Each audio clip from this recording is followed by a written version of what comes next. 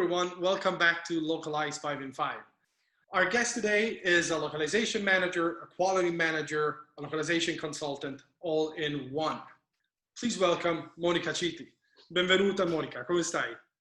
I'm very well, thank you Dario, and thank you for inviting me.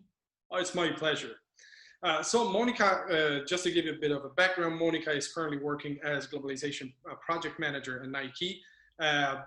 But the very interesting part of this interview is that Monica has had experiences from a vendor side and from a client side, which is something extremely interesting because not a lot of people would have that kind of experience. Monica, is there anything you would like to say before we get into the actual questions?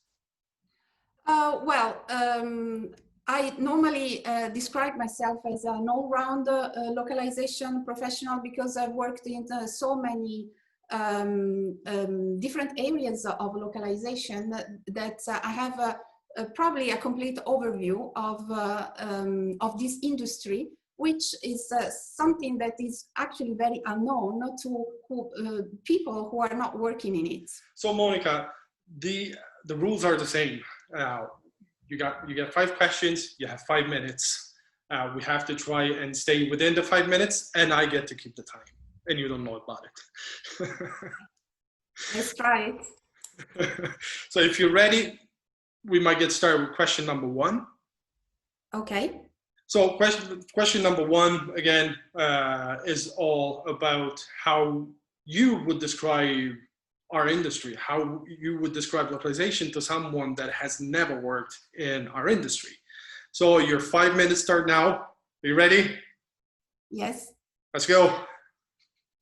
Okay, so that's a tricky question, and I have to say that for a long time I've actually even avoided the word localization, and I was saying to people that I work in translations.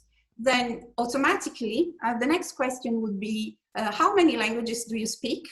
And that was not really getting to the point. So nowadays I try to use a more standard definition, and I say that localization is the translation of digital products, and ultimately it's what allows you to understand a joke when you're watching a foreign TV program, or what allows you not just to read and understand the product descriptions when you're browsing for a product, but also see the prices in euros instead of dollars, for instance. That's an aspect. Yeah, that's something that happens to pretty much everybody. How many languages do you speak? Yeah, yeah, that's unbelievable. And that guy can actually get me that translation faster because he speaks the language. That happens all the time. I know, it's really annoying. Yes. And when I say, sometimes I've been saying, I am a project manager. So how many languages do you handle? I say, well, up to 18. Oh, do you translate all of them? Sure. Monica, great job with question number 1. 59 seconds. It's great. Very well done. So you're fully on track right now. So let's get on to question number 2, which is slightly more personal. It's about your story in our industry. How did you get started in localization? Your timer starts now. Yeah, okay. So I've always wanted to work with languages and translation. This is an idea that I had since I was a teenager.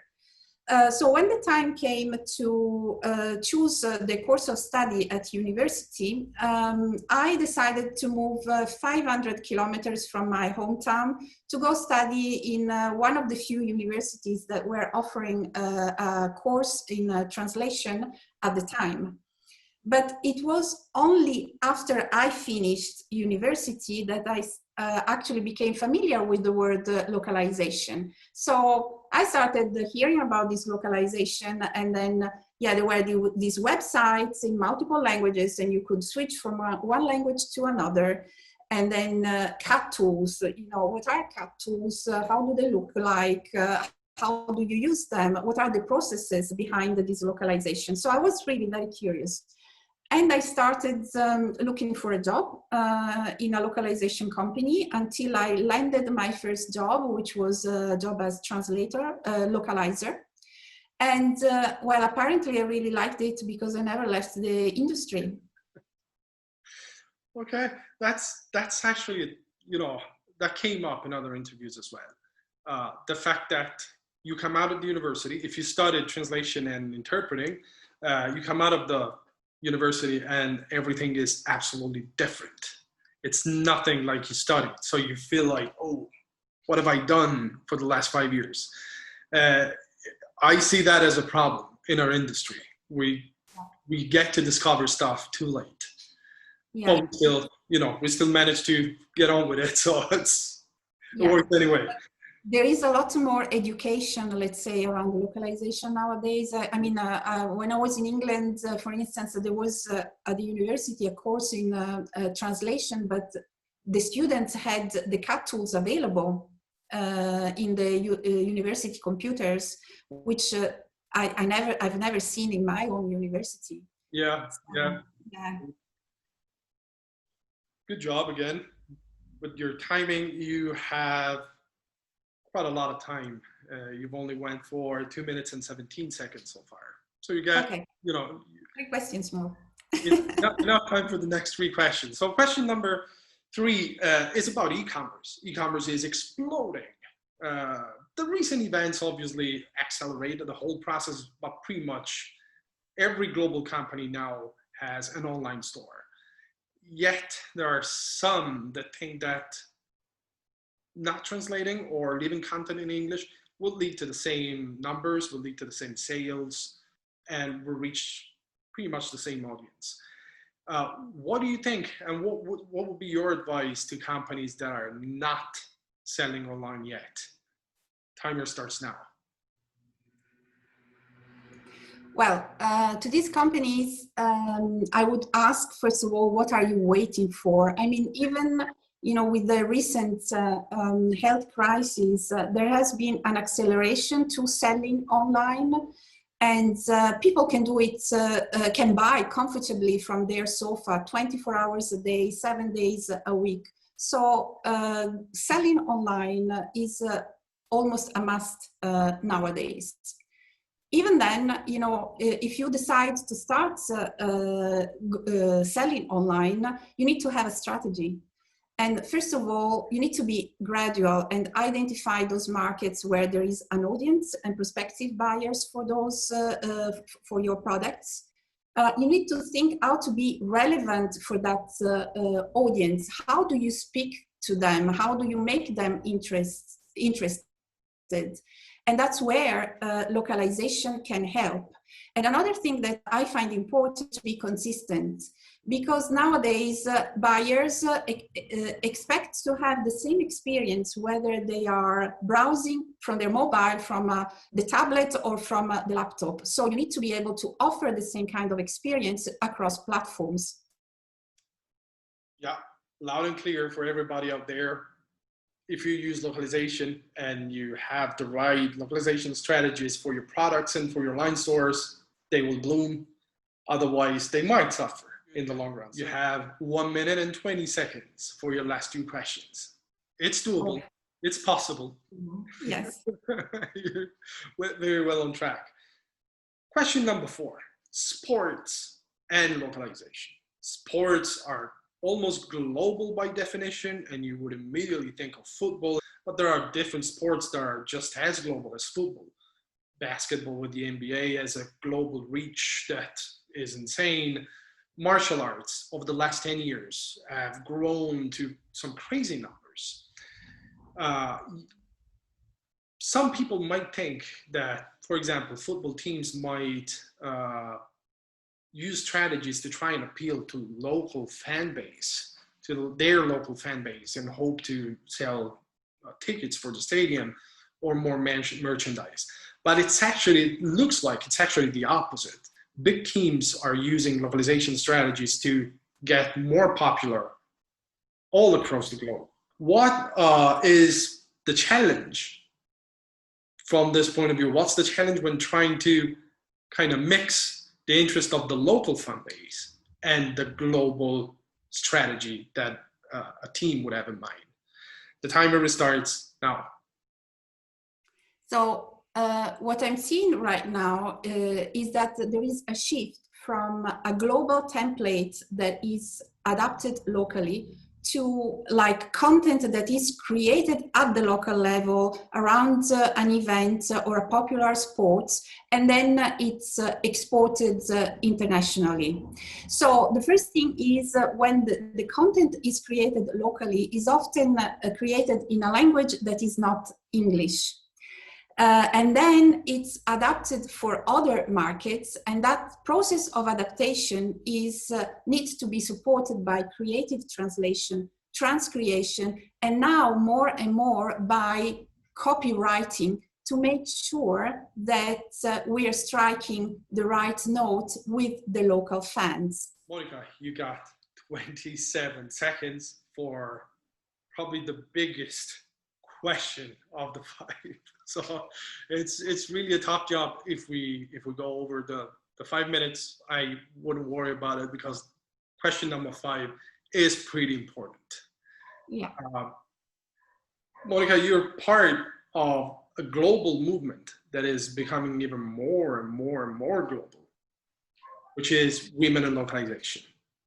It's a great movement, huge number over the last few years, different chapters all around the world.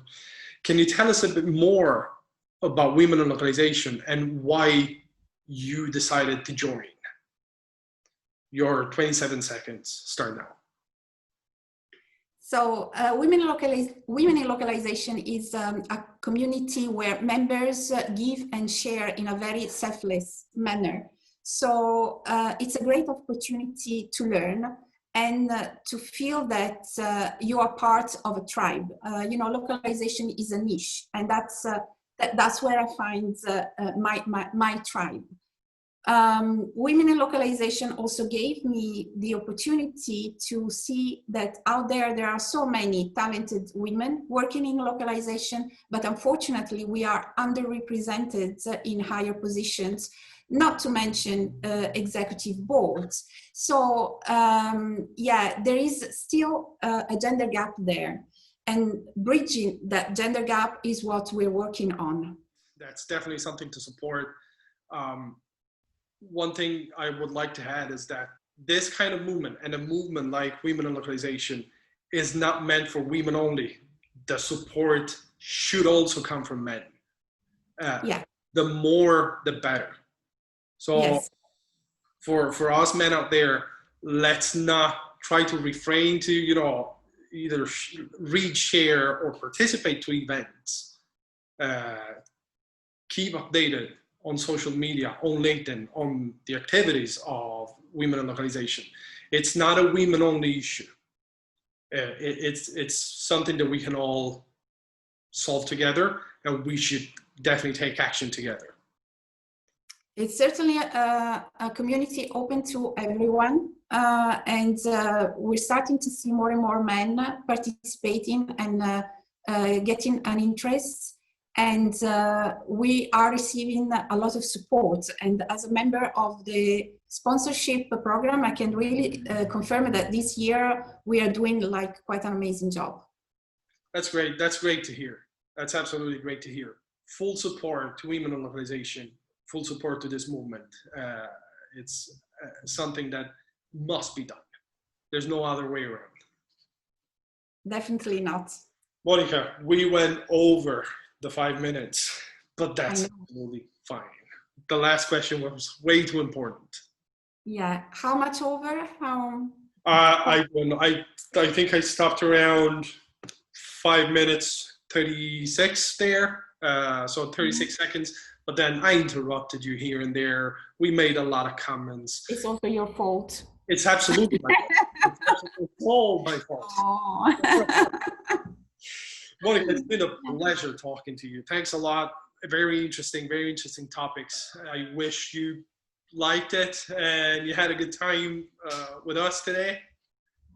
I did, yes. Thank you very much. It's actually my first video interview, so I'm very curious. Okay.